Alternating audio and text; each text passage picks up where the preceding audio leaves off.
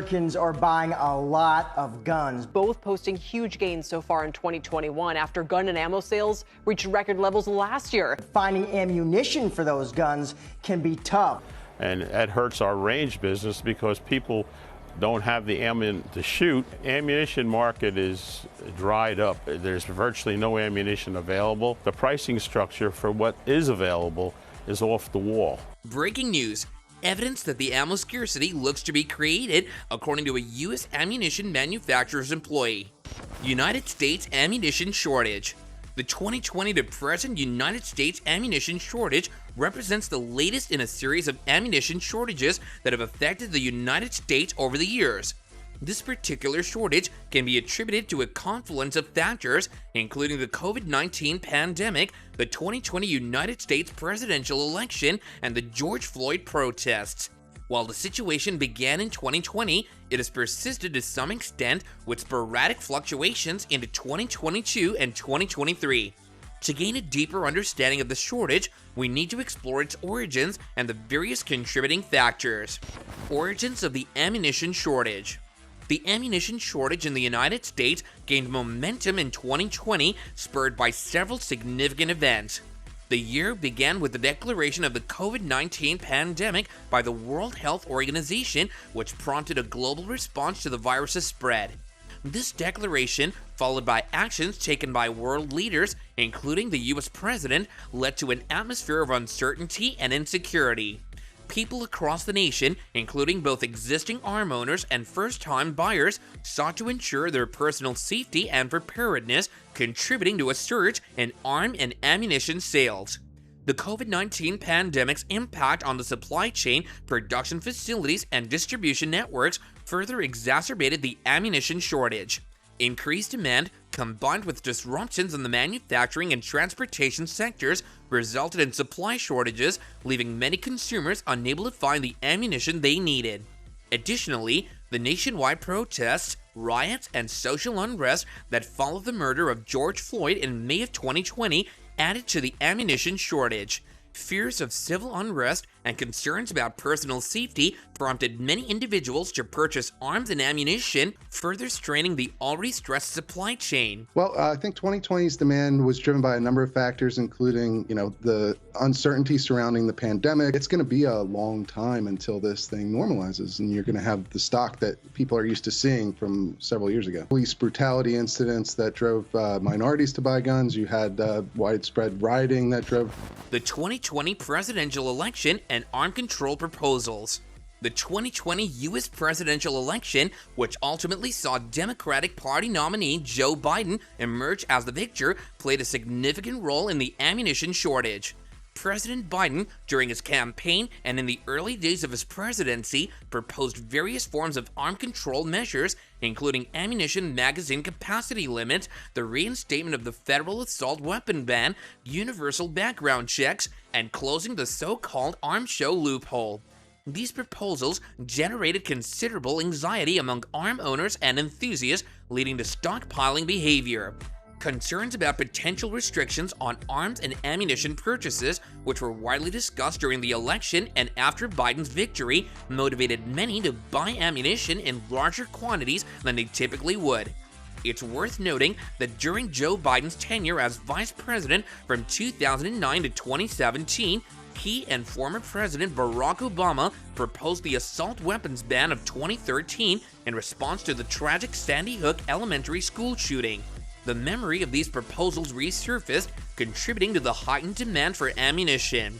And then you also have a political aspect to it as well. There were meat shortages, prisoner releases, a lot of people to purchase guns last summer. With President Biden pushing for new gun bans, it's likely that that's going to continue for the foreseeable future at the federal level at the very least. Effects on retailers and resellers. Retailers across the United States reported a surge in ammunition sales as customers, fearing the depletion of supplies, bought more ammunition than usual. This heightened demand, coupled with ongoing supply chain disruptions, created challenges for retailers in maintaining adequate stock. In response to the ammunition shortage, resellers entered the market, purchasing significant quantities of ammunition and reselling it at higher prices to consumers willing to pay a premium to secure ammunition during the shortage. This practice, while reflecting market dynamics, has raised concerns about price gouging and exacerbated the challenges faced by average consumers seeking ammunition for self-defense, sport shooting, or other lawful purposes. Americans are buying a lot of guns. Both posting huge gains so far in 2021 after gun and ammo sales reached record levels last year. Finding ammunition for those guns can be tough. And that hurts our range business because people don't have the ammo to shoot. Ammunition market is dried up. There's virtually no ammunition available. The pricing structure for what is available is off the wall. Pandemic-induced raw material shortages.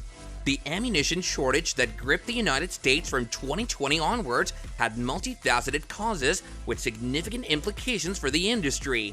It was a confluence of events that included the COVID-19 pandemic, the subsequent bankruptcy of Remington Outdoor Company, and the complexities of ammunition manufacturing that culminated in this crisis.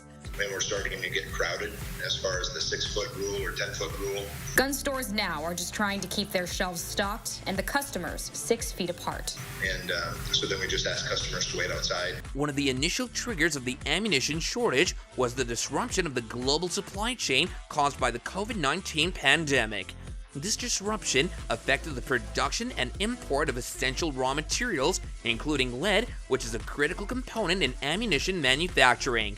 The scarcity of these vital resources led to a slowdown in ammunition production, setting the stage for a shortage that would persist for years.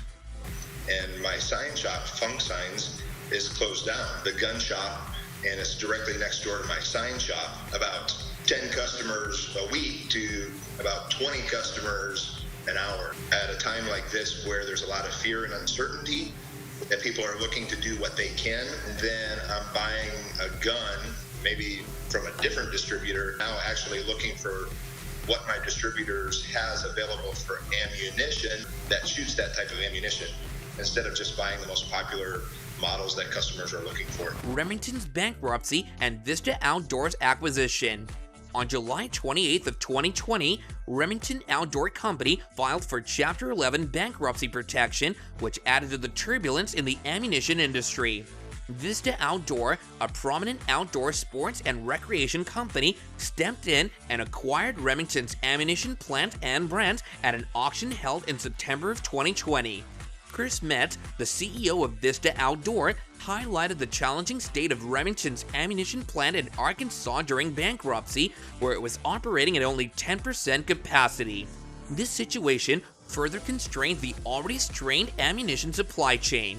However, by April of 2021, there was a glimmer of hope as Remington Ammunition announced that its Arkansas plant had fully recovered and was operating 24/7 at full capacity. This development offered some respite to the ammunition market, though challenges still loomed, especially in the face of rising demand. Complexities of ammunition manufacturing.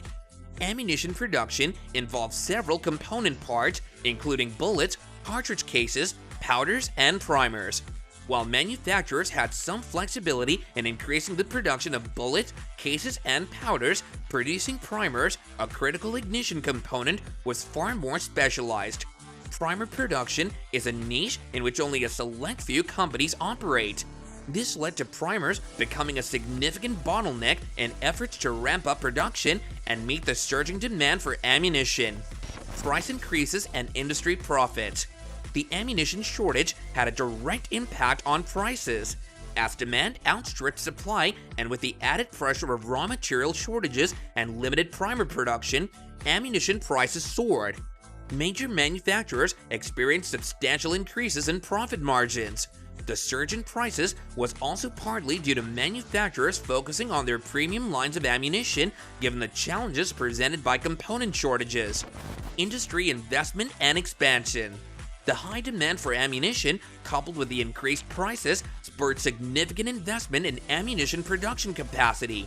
Legacy ammunition manufacturers recognized the need to expand their operations to meet the market's needs. Moreover, startups and small to medium-sized companies saw the opportunity and ventured into ammunition production for the first time. These industry investments were driven by the understanding that ammunition shortages not only hindered the market, but also presented a business opportunity.